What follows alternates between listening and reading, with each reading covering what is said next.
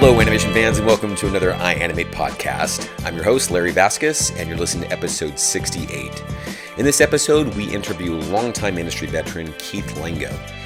Keith has been an animation director. He has worked on such titles as Halo, Portal, Counter-Strike, Team Fortress, and has worked at such studios as Valve, Blur, Sony, Real Effects, Blue Sky, just to name a few. One of the cool parts about what I get to do here at iAnimate in these podcasts is to interview a variety of great guests. And one of the neat parts was a couple podcasts back, we interviewed one of our feature alumni, Ravi Campbell-Govine, and I hope you listened to that one. Really cool podcast. And in that podcast, he mentioned before there's places like iAnimate where he came to learn, trying to learn animation, and came across tutorials from none other than Keith Lango. So it's just kind of really neat to be able to, as I said, interview a variety of diverse guests. But when you hear somebody who's been in the industry for a long time, someone who was a feature alumni more recent in the last couple of years, and kind of coming full circle and how they all interact and kind of come together is just a really neat thing. Keith is also one of our new game instructors teaching here at iAnimate, and so it was just a great opportunity to get someone in here who's worked in the industry for such a long time, a pioneer, so to speak, in a lot of the online training. Like I said before, places like iAnimate, and now teaching here. So definitely check out this podcast. Keith, first off, I'd like to thank you for joining us in this podcast. This is a really neat honor. It was kind of funny. I had a podcast, our last podcast, with one of our feature alumni, Ravi Campbell-Govine, phenomenal animator. He was just kind of talking about how before places like iAnimate, he was hungry for animation, and so he came across some training from Keith Lango, and I started cracking up. He's like, "What?" I said, "He's one of our games instructor now," and he's like, "No way!" And so it's cool. Really neat to see somebody like that who's a phenomenal animator having come across your training and just the influence you've been in this community. So it's just a neat honor to have you in this podcast as well as one of our instructors. So thank you very much. Well, cool. Thanks for having me. Yeah. It's I'm glad you guys are happy to have me. I'm always happy to have people happy to have me. Well, you being kind of a pioneer in a lot of the CG aspect of it, mm-hmm. I'm curious, obviously iAnimate's a great program for people to come in and learn animation, but we've only been in business for about 9 years now, well later than when you started animation. So how did you start out in animation? Oh, geez, yeah. Probably early 90s. Okay. Back then you didn't really have schools. Right. Shoot, when I started, there was barely an internet. I actually started doing CG stuff probably about 93. And that's just about when, like, hey, look, there's this thing called AOL. You've got mail. And, it was pretty wild. So I was just kind of doing general CG stuff then, and because that's what everybody did. And it wasn't any schools. Maybe you would get a computer science degree at like University of Utah or Utah State or something like that if you wanted to be the guy who wrote self-shadowing or anti-aliasing. Like, that was back when I started, when we were just like inventing anti-aliasing. So it was a while ago. If you wanted to go to animation school, there was, of course, Cal Arts, which was expensive, and portfolio review, and never much of a talent when it comes to hand-drawn. My ambitions far outstrip my abilities.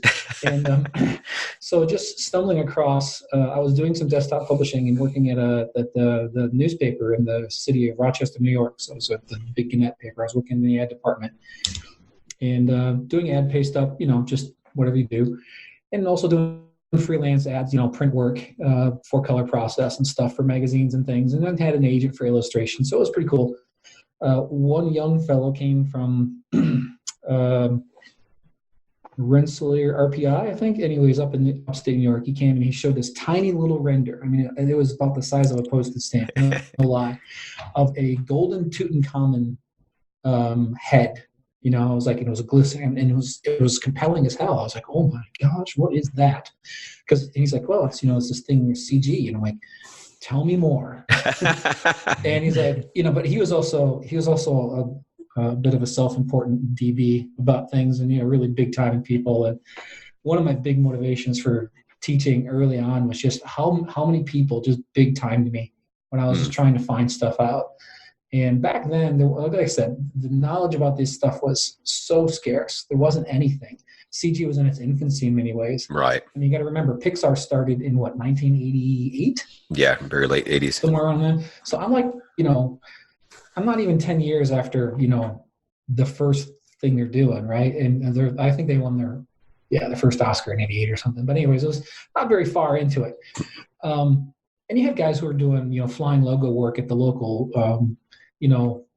broadcast shops and stuff. And I would reach out to them and say anything you could share. And they just big time me like, no, I don't have time to deal with you. And they were really protective about their knowledge. I learned later on it's because they didn't know, they weren't really good.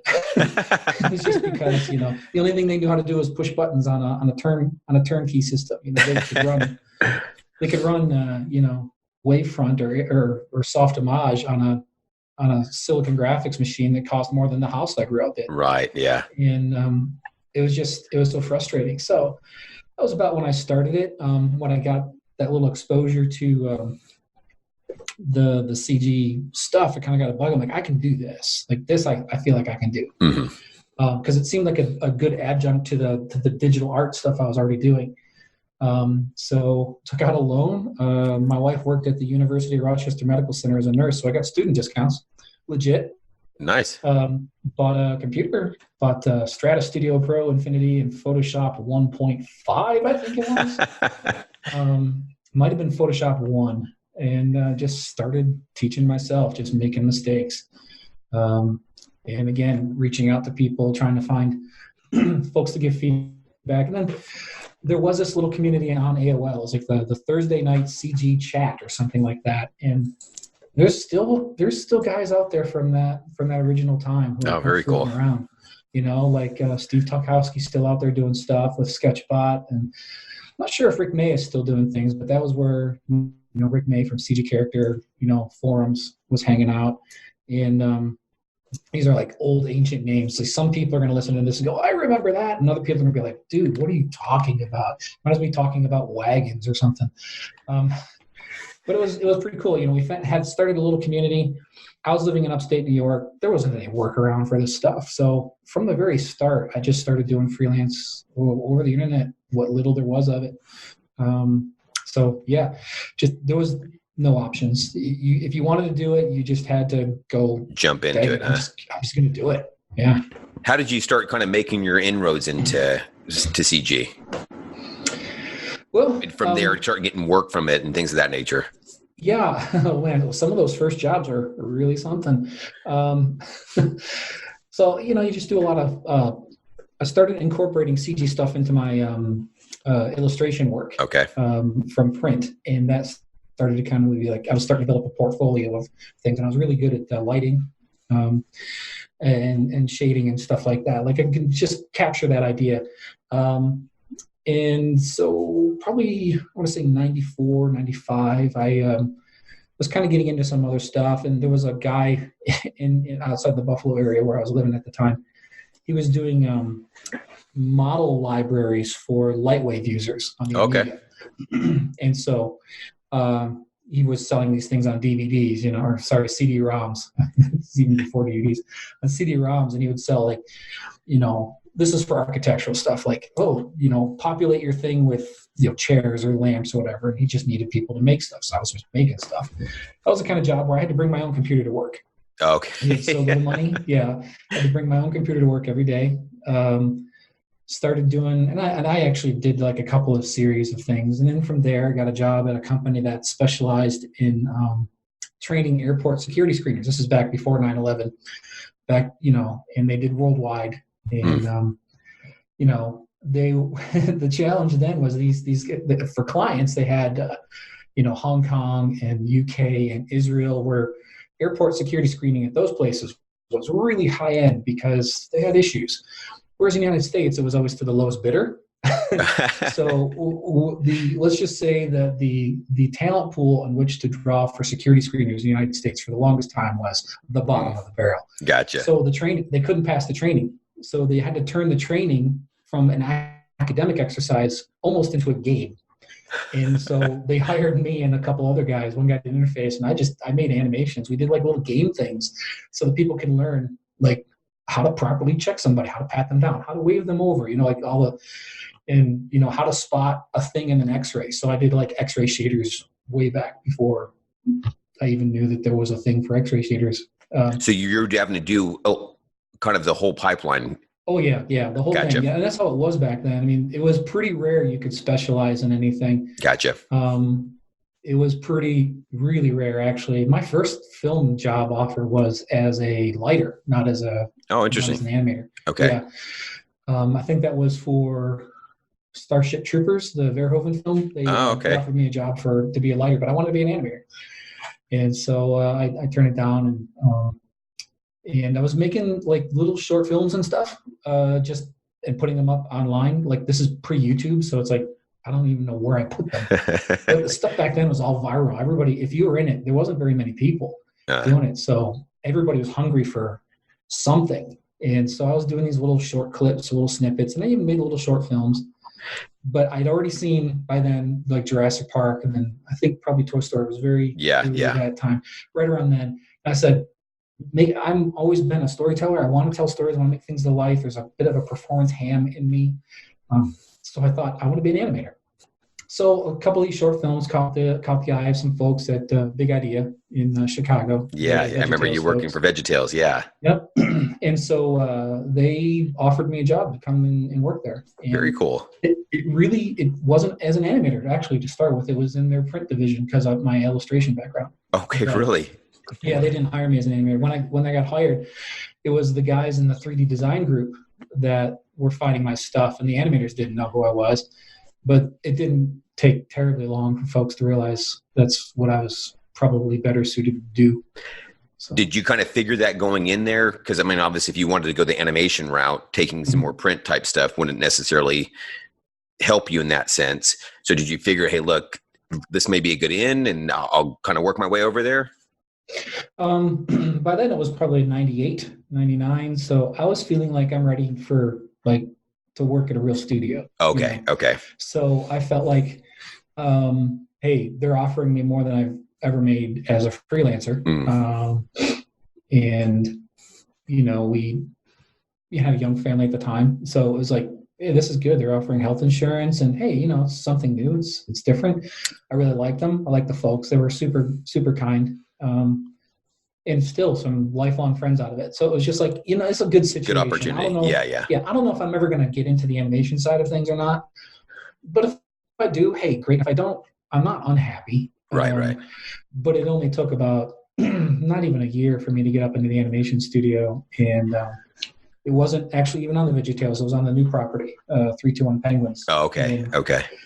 A completely different production model. Like, VeggieTales is very much like your typical film studio where you have a modeling department, layout department, animation, all the departments and department heads, and it was kind of modeled after that typical system. Whereas with these other one, they wanted to start something new, kind of diversify, but they didn't want to make a huge investment because they weren't sure if it was going to take off. So it was just a team of generalists, which I fit perfectly for. And so in there, you got guys like Mike Comet, who's been at Pixar for 12 years now. You got Mike Laubach, who's been all over the place. He's Sony ImageWorks, and then Leica, and then Island. Just guys are, Everett Downing's there. He's now at Netflix doing his own show. And Aaron Hartline was in that room. Mark Beam was in that room. I was in that room. It was like an all-star incubator. Oh, that's great. Really amazing. Because all these guys are super talented, but we're all kind of early in our career, and we're all just like, okay, there's 13 of us. We're making a show. Let's do it. And that out of that room, some real talent came out of it. And, we've had a podcast with Everett as well. He's a great guy. Yeah. Very good. Yeah, Everett's real fun. Yeah, he was there for a bit, and then everybody then kind of moves on to other things and stuff. But I guess part of the reason why I asked that too is because it's kind of like not despising, small beginnings, So you kind of see what happens when you jump in. You take jump into a studio that may not be the biggest or whatever, and you're maybe more of a generalist at the time, but you're getting to do some animation. Before you know it, you're getting to do more animation, or it's leading to another project that you are getting to do more of what you really want. So that's kind of why I asked that. one of my biggest frustrations when I was actually back teaching before was I had students have this idea, and maybe it was the marketing of people trying to, tell them this is how it works. Right. And you have to accept that that's perhaps what's going on. We're telling them a version of reality that isn't real. And the idea is like, you just get some training and then you're going to get a job at, DreamWorks. And it's Right. like that. You know what? Most of the guys working at DreamWorks, that's not how we got here. Yeah. Thank you for telling the truth. We work some really butt jobs, some really butt projects, and made lots of mistakes. And if you take a look at our early demo reel, like, geez, that stuff sucks so bad. But we're learning, right? We're getting paid, Right. We're learning, and we're growing, and that's what it means. Like, I mean, Aaron Hartline is a fantastic animator, but I can tell you when he started, it was rough, just like for me, just like for everybody. Right, right. It was just the way it was. Yeah. And so I always try to tell students, hey, man, don't take it as a bad thing. If the only job you're getting an offer for is like some little regional studio doing commercials, or you're just a little thing here. And, I don't want to make car commercials. Well, that's what we did. Yeah. So just do it, right? Flying logo stuff, whatever it is. Definitely don't despise small beginnings. Right. It's really only what I call them space aliens. There's only like a few space aliens who go from school to like top. Yeah. Towner graduating from school and getting a job. His first job was working as an animator on King Kong. Right? Greg's a space alien. There's a few of them out there. There's like LeBron James. There's LeBron James. He's a freaking space alien, right?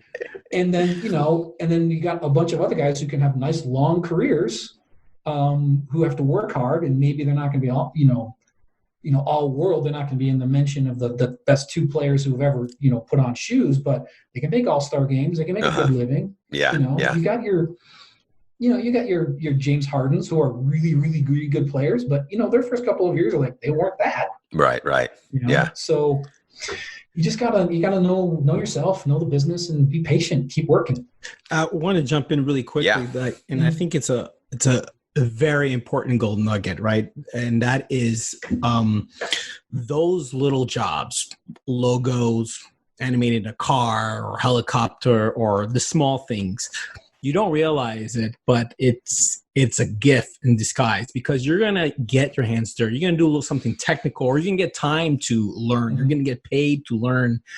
And down your career, like we all have like really great careers now, but we all started doing like some small, boring, for the most part. Most of us started doing some really small and boring stuff. But even today, like these learnings, these small jobs have value, because you're going to have to one day teach it to another animator, or to maybe someone in your team, and you can learn from that. Like, don't take it for granted. You should look at every shot, every opportunity to animate or whatever you're doing as a learning experience. Even if you think you master it, learn how, like, if even you're a master at, animating a logo, how can you explain it to someone? How can you pitch that logo idea to someone? Because animating a logo is one thing, pitching and explaining your idea is another. And when you're going to work with directors, you're going to need to do that. So I think, like Keith was saying, like, or Larry, you said, small beginnings but big learnings. And to me, that was key. Gotcha. Yeah, very nice. As an adjunct to that, something next to it is also don't despise people in small positions. Okay. Yeah.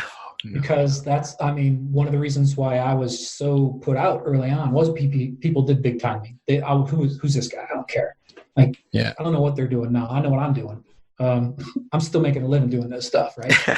I don't know what they're doing. And that despising of someone in a position lower than you is it's a human condition. It's not germane just to animation, but just like small beginnings as far as jobs or experiences, also people, because you know what? The people you work with now who are below you will one day be above you. A great example is like when I was the animation director at Real Effects, there was a junior animator there named Brian Ingram, who was just out of school. Yep. Brian Ingram's now runs a studio called Brazen Animation, Dallas, and it is an amazing studio, and I do work for him. Okay. I was his boss. I taught him a lot about how to be an animator, how to do the business. And he'll agree with this. And then he goes on to do great things. And now when I'm freelance and I'm like, well, I need to make a living, I call up Brian and say, hey, you need any help? And he's like, yeah, sure. I'm doing stuff for him now. So never, ever, ever take anything for granted. Never say, oh, I'm working my way to this place. And once I get to this place, it's the end. It's actually never the end. Because I've worked at huge studios. I've worked at tiny studios. I've worked at places with tons of money. I've worked at places with no money. I've been laid off. I've quit. So you really do need to embrace the whole package. So I encourage students to always make friends with their fellow classmates, because I'm not the guy who's going to get you a job. Well, maybe I will. But the guy who's going to really get you a job is your classmate who gets work. That's a great point. Yeah, that's great. Yeah. Yeah, we've had Brian in on one of the podcasts as well. So that's too funny. He's a really nice guy. So yeah, and I love what they're doing over there at Brazen Animation. So yeah, too funny. Very funny. I work with or know a whole lot of people. Like I looked at the instructor list at iAnimate, and I'm like, I know you. Yeah, no, I work with him. Yeah, I know him. Oh, he was a student of mine. Oh, okay, know him. It's pretty fun. Very cool. Yeah, small world, huh? It is very small. It's gotten a little bigger now, but I remember doing a little survey just on my own, probably in the early 2000s. Like, how many people are working as feature film animators? At the time, I was doing feature stuff. Working feature film animators in studios in the world, and at the time was maybe 700-800 people. Okay. And like, you stop and think about it, that there's more players in the NBA, So if you're an animator at that position in a studio around the world, you're like a professional athlete. You've achieved, and it's a business very much like professional athletics, where, hey, you can be the nicest guy in the world, but if you can't do the job, right, you don't get the job. Right. So you got to put, and it's much like professional athletes. You have to do a lot of work. There's a lot of work that goes into it, a lot of study, a lot of preparation, stuff that happens after hours. Yeah. Stuff that happens because you have a burning desire to be better. Yeah. That's important. Yep. That's why iAnimate's here, and that's why we got guys like you teaching. So great. Yeah. From Big Idea Studios, where you were kind of starting now to get more into character animation as a whole, where did you jump to from there? Well, I'm looking at your list here. You've been on Halo and Dota and all these, AAA type titles and such. So how did that transition over? The game stuff kind of came later on. I was doing film and video pretty much up until, the first game stuff I did was probably cinematics when I was at RealFX. Okay. Back in 2004. No, take it back. Even before that, when I was at Blur, because that's where I went to next after Big Idea went bankrupt. Went to Blur and worked there on a bunch of different things. Cinematic type stuff? Yeah, mostly cinematic stuff. And also did short film. I was helping Jeff Fowler take his original short film idea and kind of, because he was a younger guy, he had a clever idea, but he had no experience directing. So I helped him get that thing. It went on to be nominated for an Oscar. So, had some hand in that. I felt good. Obviously, just a little thing. Yeah, I felt good. You had a hand in everyone's career, man. That's right. So, I sat next to Tim Miller for the time I was there, and I always enjoyed Tim because you never had to guess what Tim thought. Tim's just like, some guys didn't like it. Some guys are like, I hate how blunt he is. I'm like, I love it. But that's a funny thing, because sometimes it's like, man, sometimes people don't have a filter, and the other times you're like, I can't. They've got the poker face on. I can't tell what they're thinking. And they're like, oh, that was good. You're like, okay, was that like... Are you sure? Yeah. I have thoughts about that too when it comes to dailies and things. When I teach now, like I was just over in the Czech Republic teaching in Alamali again for about the 7th Very time. Cool. And I love going over there. David Toshik's a great guy. He's become a good friend. And he's got a really good program going on over there. And I always tell these guys, man, your job going into dailies is to give the director no questions. Like, he can't be watching the thing going, he can't, you really should not put anything up there for somebody to say, what am I looking at? Because if they have to ask what I'm looking at, then you didn't do your job. Or if they go, Looks good. Keep going. That's director speak for I don't know what I'm looking at. So I'm just breaking a sweat hearing that. Like, I remember back, I remember when I had to, work with the director, and I was like, reporting to and showing my work to a director, and it's like, well, keep going. You're like, oh my God, that I didn't nail it. Now I'm like, oh, there goes my reputation. Like, I was killing it until now. Well, being at Blur, I did some cinematic stuff for games, and then also again at Real Facts, and really, I mean, I had game job offers back in the '90s to work at Presto Studios down in San Diego, back where Victor Navone started out. Oh, okay, gotcha. I remember. It's so weird. Now, Vic's a huge star now, right? He's royalty. I remember going to that interview and him saying, "I'm such a fan of yours." I'm like, "This is weird, man." So it was weird, but Vic's super talented, and he was working there at the time. They went out of business. They made an offer, and I was like, it's probably. I had a family, I started this. I already had kids when I started animating. I didn't really start getting into it until I was 24. So I got a late start. So anybody who thinks, well, I'm too late, I got kids, I can't do it. No, man. That's right. Get going. I like that. But I couldn't afford to live on what they were offering in San Diego with 2 kids. I was like, we're going to be living in a shoebox. And that's not their fault. It's a smaller studio, so that's what they do.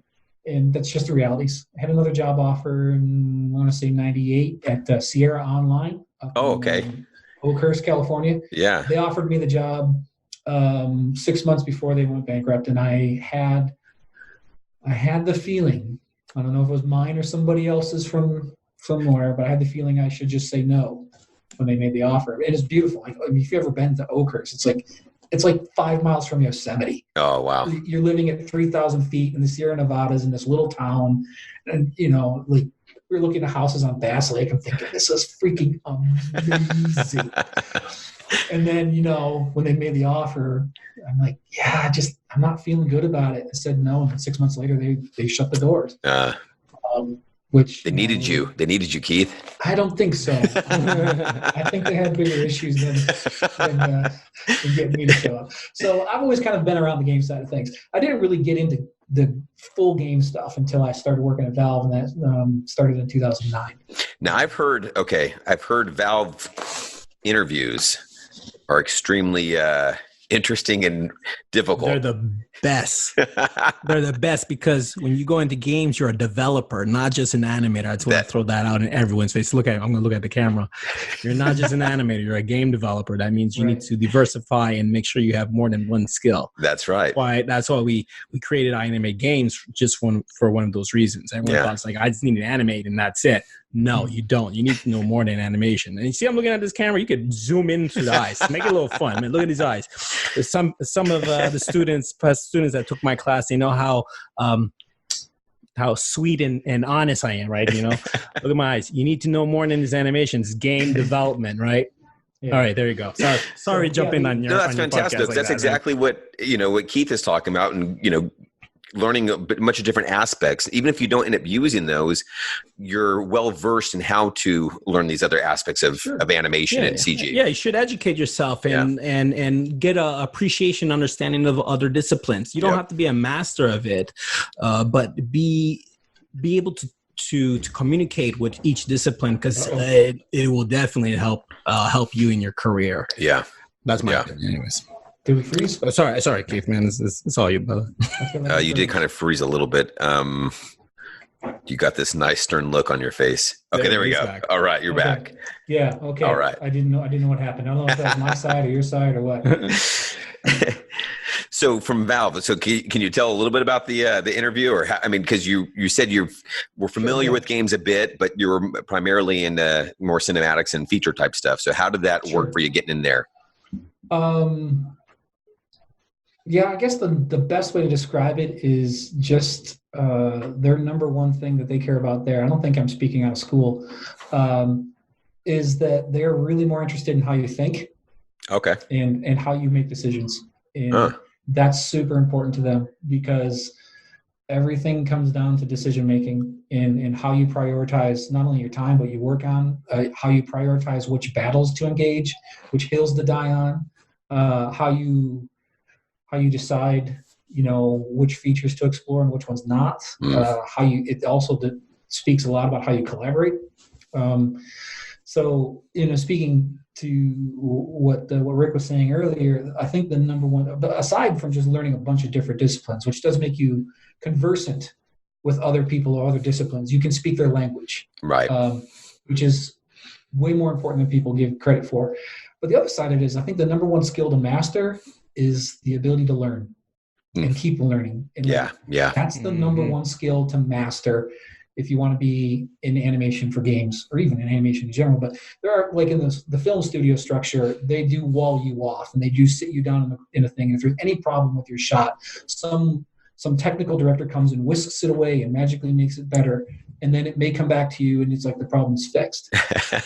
And you don't have to worry about how it's integrated. You don't have to know jack squat about the pipeline, nothing, right? Games is not like that. Games, you really do need to have the ability to understand how to learn how things happen, because every game studio has a completely different pipeline. It's all dependent and it's all contingent upon the engine they're using. And while in recent years we've kind of settled in on just save a Maya scene and it gets compiled, it wasn't always the case, and so it depends on the engine. It also depends on the constructs of what the game needs. Also depends on the platform. Like, PlayStation has different benefits and pros and cons. Like one's better at texture memory, the other one's better at geometry, the other one's better at compressed stuff. And like all these different machines have different strengths. And when you make a title, you have to understand, when we're shipping on this platform, we can't get crazy with textures, but we can do anything we want with geo. That kind of thing, because it's all about memory allocation and cycles and stuff. And do you need to know that as an animator? No, but you need to be able to at least engage in the conversation, not tune out and go, "Oh, I don't really care. Just tell me why you want it to move. What's my motivation?" You gotta be willing to dig in.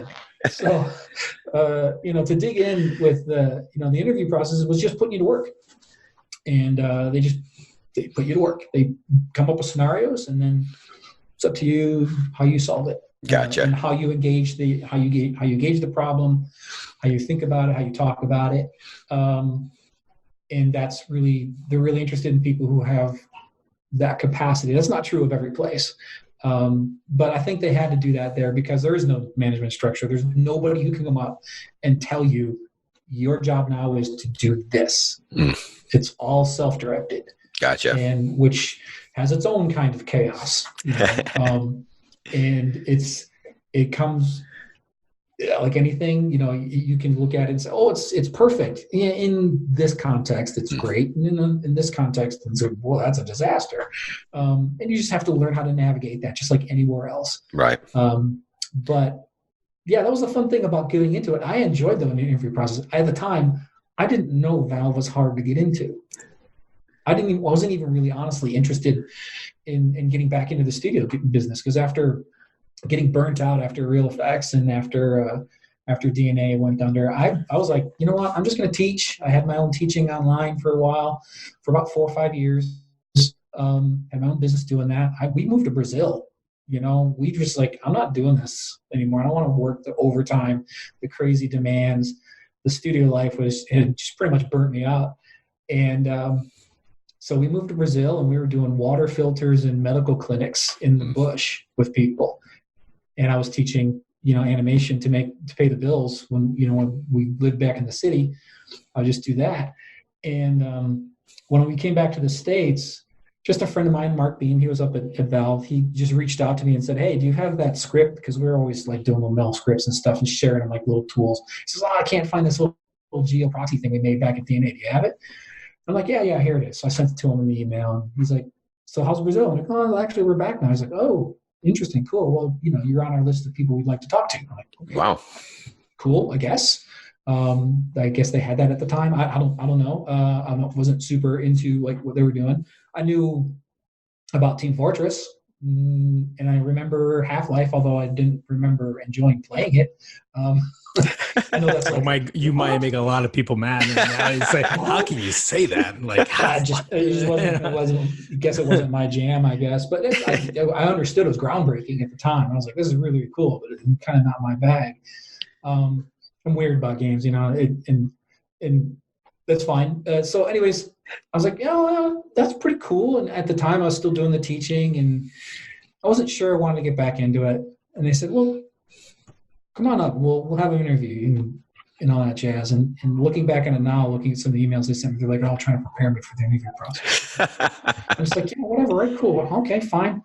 So I just showed up and decided I don't even know if I want a job right now. But I haven't been to Seattle before. I have about 4 or 5 friends who are working here that I've worked with at other studios before. And at the very least, I'll get a trip out of it. I'll get to go see Seattle, have a nice dinner, see some old friends, and have some fun. Just wing it, right? Uh-huh. Got in the interview process, and I had a blast. I was like, this is so fun. Well, you want me to solve that kind of problem? Yeah, sure. And this is, and the funny thing is, I think it was an administrative error because they brought Mike Belzer in the same day. We thought, well, there's only one position and there's only one of us going to get it. And they stopped my interview at lunch. And normally they're scheduled for like all day. That's what I've heard, yeah. At 10 in the morning and you go all the way to 4 in the afternoon. And every hour is a new thing you have to go through. And so after lunch, they just called me into the conference room. And I thought, well, I guess I didn't get the job. Yeah, thanks, but no thanks. Yeah, they said, there's no need to continue. We really love you. You want the job. Nice compliment. I was like, yeah, sure. Well, I guess.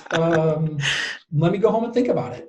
And I remember everybody took us out to dinner that night, and all the animators like, congratulations and all this stuff. And at the time, I still didn't get it. I still did not understand. Like, no, this is really, really hard to do. And I'm like, yeah, I'm not really sure I'm going to take it. And they're like, what? I'm like, I'm just not sure, and just because I was so burnt out off the business, and it really was the only place I think I could have gone back to. So what was it about it that kind of made you feel comfortable going in? Because particularly even games being kind of new to you in that regards. Mm-hmm.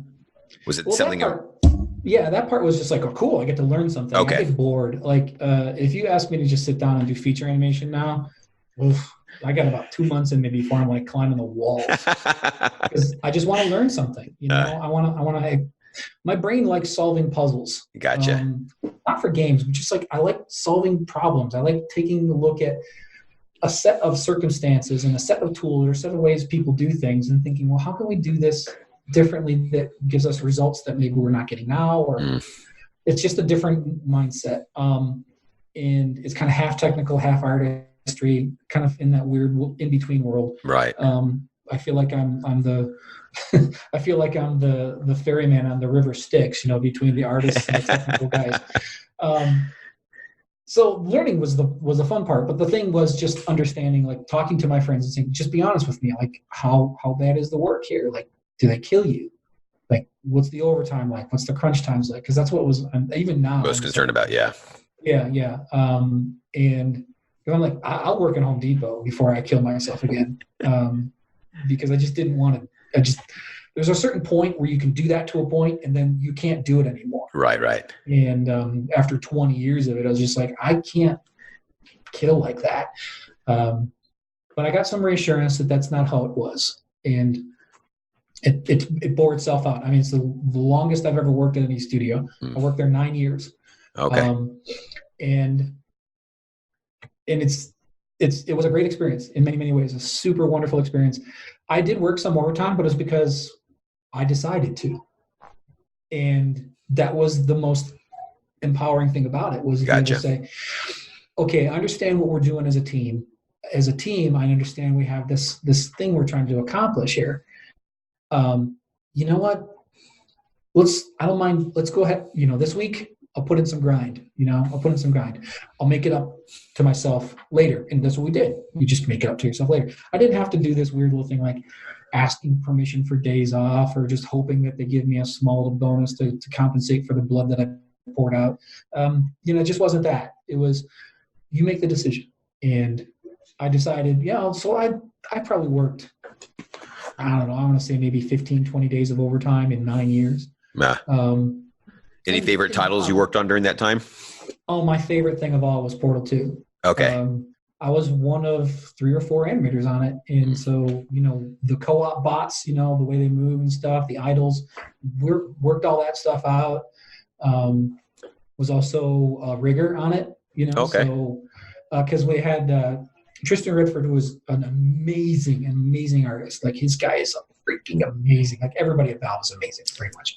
And he was designing these things on paper, but at the same time building them in Maya with some little rigging bits in them. But they weren't like production rigs. They were just like proof of concept ideas. But, they weren't super stable, with all these different things. Because it was just like, let's just try this thing out. Let's try that thing out. And it wasn't his job, right? He was just like kind of, I'm finding the character and the shape and then how the mechanics and the intricacies of it. And so what I would do is I'd just take his work and then reinterpret it in a way that would go into production where it was reliable, I'm not saying his stuff wasn't, but just less prototype. Rigs are easy to break. Yeah. Less prototype, more production, right? And also compilable, right? So I had to write compile scripts to turn all these little constraints into game constraints rather than trying to capture the animation on bones, because that's, again, storage space issues. So I had to learn everything about the witchcraft world of writing QC scripts, compiling things, and but it was just such a fun game. It was such a great group of people to work with. It was really fantastic. There was something about it. It was like, man, I could keep doing that. That's gotcha. Fun. And to my ever great Morning Soul, we never made another one. But yeah, I did that. Worked on some stuff for TF. Didn't do a bunch for Dota for gameplay. I did more of the promotional side of things. There was a period of time there where I didn't work on a game, where I was doing research and development with another animator, Matt Scott. We were on the team that was working on developing Source 2, the engine for us, and exploring like what does the engine need for an animation system. So did you ever think you'd find yourself in a position like that? Never. Okay. But it was like fantastic. Like, it was all about learning, all about exploring, all about trying to find things.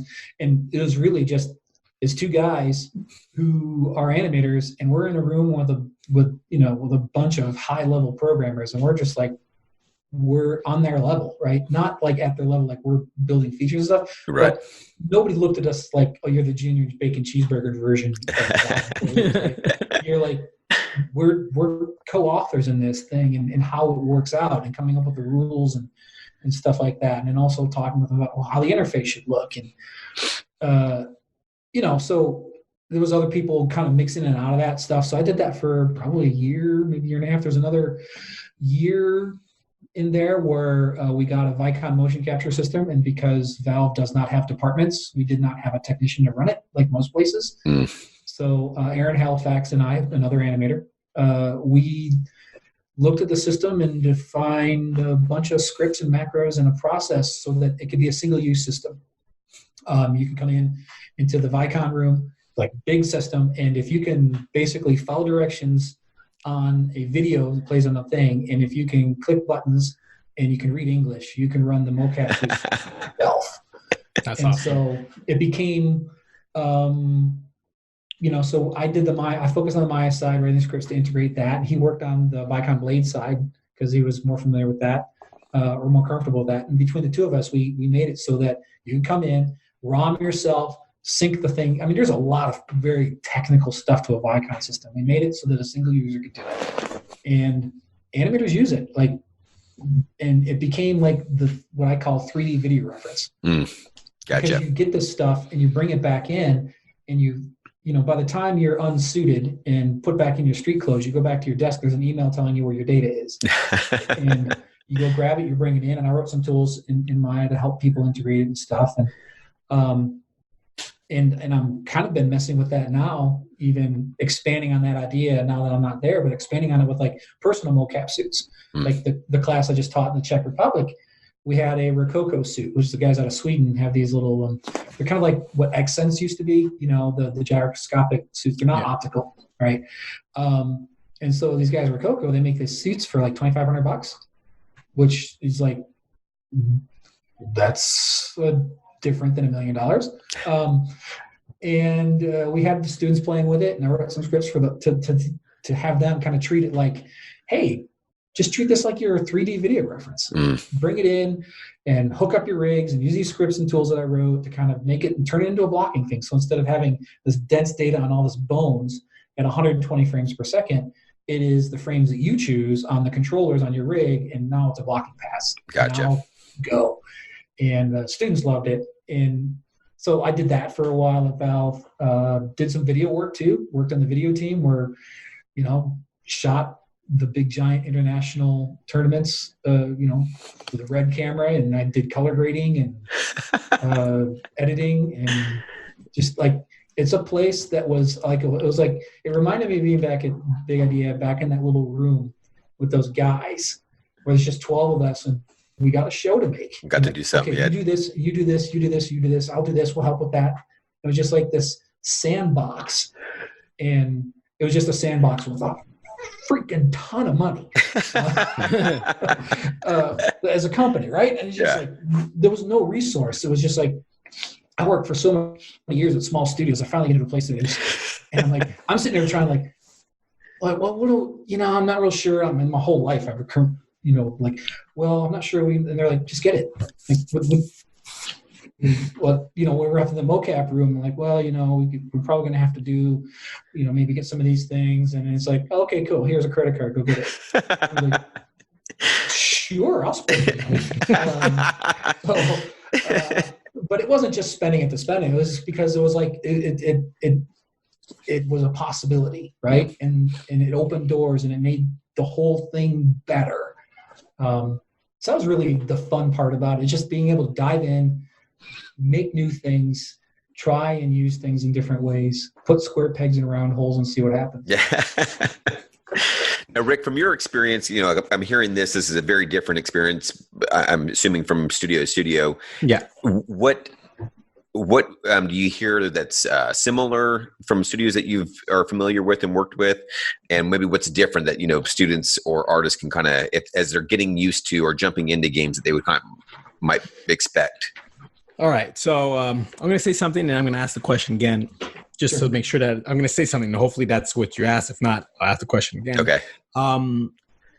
So the question was like what's similar, what's different from what Keith just said? Well, yeah. I'm going to just try to sum it up pretty quickly, and so our listeners can get something valuable out of it. I think it's important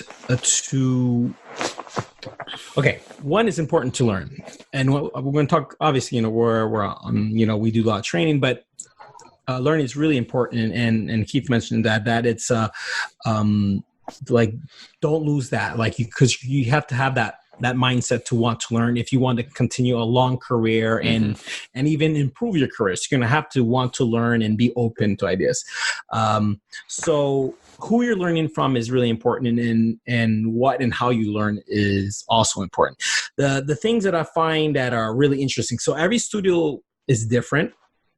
Some studios, they have a unique pipeline, and, you get hired and you're put into one position and that's all you need to focus on. And other studios, make you need to have more than one skill set. You need to be able to adapt and kind of, figure things out and be a problem solver, which Keith's experience has been heavily about dealing and overcoming the challenges of production, the challenges of costs and deadlines and resource. And that's why I think one reason why I'm happy that he's here is that he has this type of experience. So the things I find similar is and especially in mobile games, right? For those who, and I think that's a great beginning for many animators out there, because you're going to get a chance to learn. And I have, I started like most young animators. I started from the bottom, and I worked my way up to studio director and creative director.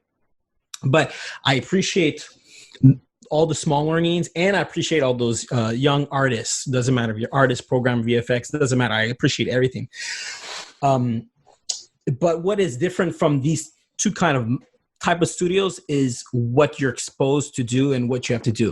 Right. Keith built, he's phrased as a director, an animation director, but also as an animator. But he's done rigging, he's done cinematography, he's done editing, he does color correction. He set up a mocap studio. He didn't limit himself to one thing, and that is reason why iAnimate, we created the games program, the creature program, the motion capture program, the Unreal program, is because we don't want anyone out there to limit themselves. You should, if you're not learning, then you are not you're not taking your career, your future responsibly. I know it sounds really harsh, but I'm just being honest, right? I'm being super honest. You should always look to invest in yourself. I'm investing in myself, and I have a phenomenal position at Ubisoft. I have, they've been amazing with me, and all kinds of they really have faith in me and let me, I don't say that just let me do anything that I want, but they give a lot of trust, and I respect it and cherish that. But I take my career seriously. I continue to look at different kind of training or books or videos, or I just watch a lot of behind the scenes. Or I sit down with just before coming here for the podcast, I had a talk with another creative director, and we were just talking about the ins and outs of Ubisoft, and because I'm working on creating a new IP, and I needed advice. And great position, going great, but I still go out and look for experience and knowledge. Right. Every studio is different. If you go into a studio and you're placed in one position, you're just an animator, all you do is animate and you hand off a file, great. Enjoy it, become a great animator, but don't stop there. Because your career, it's very rare that you're going to stay in one studio for so long, right? It's just it's a natural thing. I believe it's a natural thing for artists to want to always explore and challenge himself. He said it himself, he loves problem solving, right? Especially if you're in the game industry, you're going to love, naturally, unknowingly probably, you're going to love to problem solve. You're going to love to get your hands dirty, or you're going to love to ask questions. You're going to love to try things, and you're going to have to realize that that's going to help you become a great artist. So let me ask you this. Did I answer your question? Absolutely, yes. Okay, good. Because that's a very unique situation, the Valve one, but I'm wondering how, like I said, to give a proper picture of the game industry in general. At Ubisoft, Ubisoft is amazing. Let me tell you, I gotta say it. I'm not because I worked there, I don't know, 16, 18, I don't know how many years ago, and I just came back recently, a year and a half, 2 years ago. I'd have to say Ubisoft is a wonderful place where it's a really great, lot of talent. But I'm going to tell you this, that every production at Ubisoft, it's its own mini studio. It doesn't matter if it's the Assassin's Creed Rainbow Six or whatever. Each team, it's like a mini studio. The way they work is different. So if you can become adaptive, or you can make yourself be prepared in case that need comes, you're in a good situation. So Ubisoft, everyone thinks Ubisoft has one type of pipeline. It does not.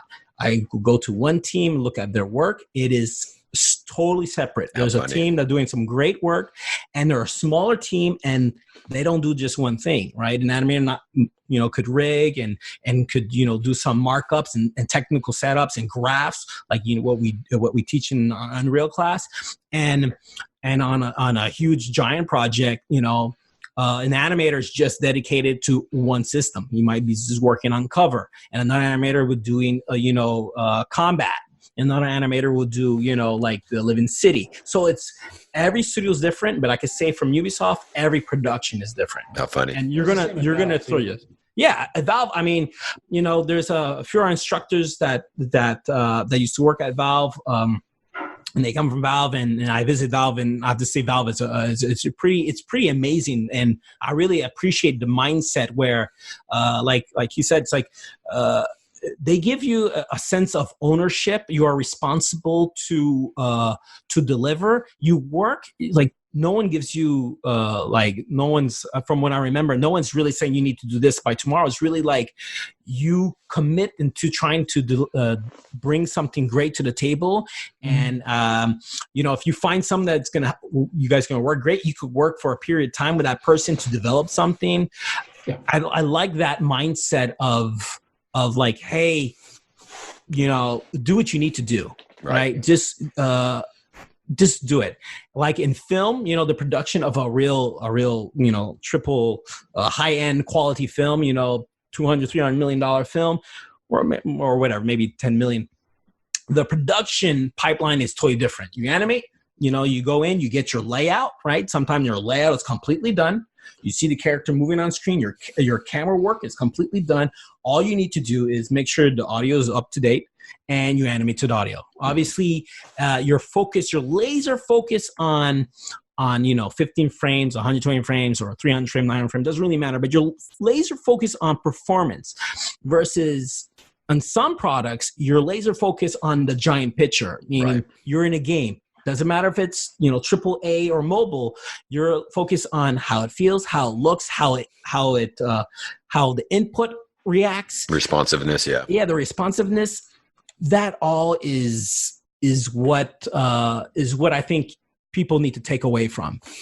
I mean, I could just talk on and on. Like I could go on. I mean, I consult with a lot of different studios. I'm directing, I'm animating, I'm shooting mocap. I'm doing everything. I'm writing a script right now and working on like I could talk all day about this. But yeah. But the thing that's it's kind of fits for people. I mean, people get into games because they like. You initially said, Keith, problem solving, not necessarily in the game, but you go, if you enjoy games, that's kind of why you got into it. I'm playing one of my favorite games, Legend of Zelda, Ocarina of Time, and you're problem solving, So then you go, okay, well, if I'm making the game, you're doing something similar. You're problem solving. You're figuring out how to accomplish this. So I think it just breeds a certain type of people who want to get into that because they enjoy that aspect of this industry. Yeah, I find that people who are animators, because they like to just focus on motion and performance, tend to feel pretty stifled in game environments. Not always, but because if you just look at it, and my younger version of myself, I mean, I'm just going to cop to my own stupidity. In my early years, I'm like, I don't want to work in games because I don't want to just do cycles all day. Because I was only thinking like I'm just an animator. Gotcha. Right? Thinking I'm just an animator, I was just looking at, well, what are the kinds of things I'm going to be doing? Don't think about it that way. Don't think in terms of like, games. If you're just an animator in games, I think you're selling yourself, and you're also selling the entire paradigm short. Right. Because it is really about, as a collaborator, if a developer comes to you or a programmer and he says, hey, we got this thing, we have these limitations, or we have these requirements, or if in playtesting, the note comes back. I mean, I never worked at a place that did anything but people making the game playtest the game. But I know that there's other places that do QA, notes come back and stuff. But I really think if you're working on a game, you should play it at all stages so that you can make your own decisions and get things and test it out. But it's not just an idle. It's like, how can I make this experience fun for the person with the controller in their hand?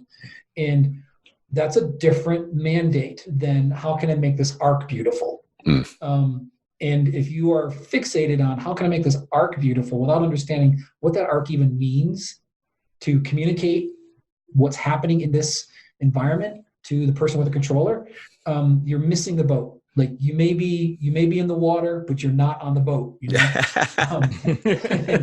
And so it really is about being a collaborative problem solver. And that's great. The area where you problem solve is something they can't do. Like a programmer is not going to make a good animation that reads, and they may not even know how to articulate what the problem is. They may come to you and say, it needs to be faster. And you're like, it's 3 frames, man. Right? Just delete it. Well, maybe that's the case, right? It is often 3 frames. Like, hey, man, just change the motion graph, connect it directly. Gone, right? Yeah. Told you. It works. They don't even know how to. A lot of times, people don't even know how to articulate what the problem is, and that's true. Even I've worked with directors on the film side who could not tell you exactly what they were problem. They just felt like this isn't working, and you're like, I got to find a way. Yeah, and that comes back, and like you said, and you remember I told you about your first little assignment. You had the logo. You might be amazing at that logo, but learn how to pitch it. Learn how to explain it. You remember I said that earlier?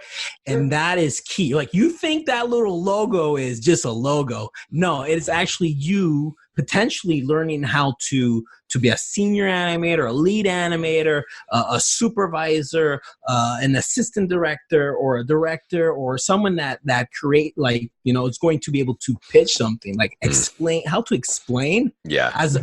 As a director, I remember when I was just, I just started as an animator, and then slowly I was very fortunate that people saw or were interested in what I was bringing to the table, and I became a young director, and I realized that I knew exactly what I wanted, and I was like, and I sometimes still do it just because I enjoy it. I'll be like, okay, move. I'll just do it. And I'm like, boom, boom, boom, boom. See, just like that. You get it? All right, bye. But I learned, I was realized, like, oh man, I need to take time to explain it, or to explain to the actor on set. I'm like, because I do a lot of, I won't call it acting because that would be insulting actors out there. And I respect my actors, right? I respect actors. But I'll do like, reference of me, demonstrating the type of what I was trying to aim to get at. Like, this is what I'm looking for.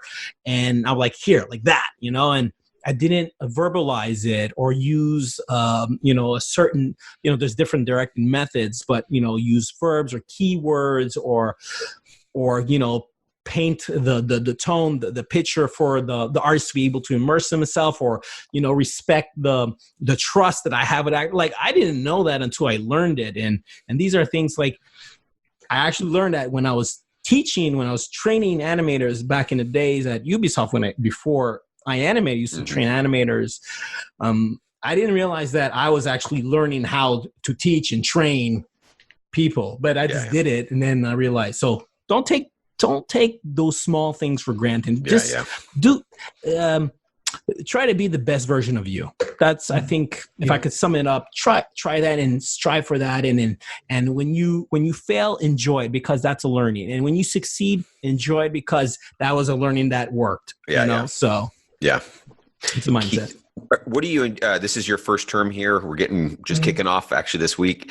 So I don't know when this podcast will be released, probably in a couple weeks from here, but from this point forward, what are you looking forward to teaching our students? Well, I think I'm bringing a little bit of a different perspective on it. A lot of times, what folks who teach in scenarios like this, they're in a studio environment, and they may have worked at one or maybe two places, or they have a particular way of working. For better or for worse, I've seen it all. And I've seen a lot of the bad, and I've seen a lot of the good. I've seen. It's called war. I've seen fire. I've seen rain. I feel like I feel like I'm Rutger Hauer on the rooftop in Blade Runner.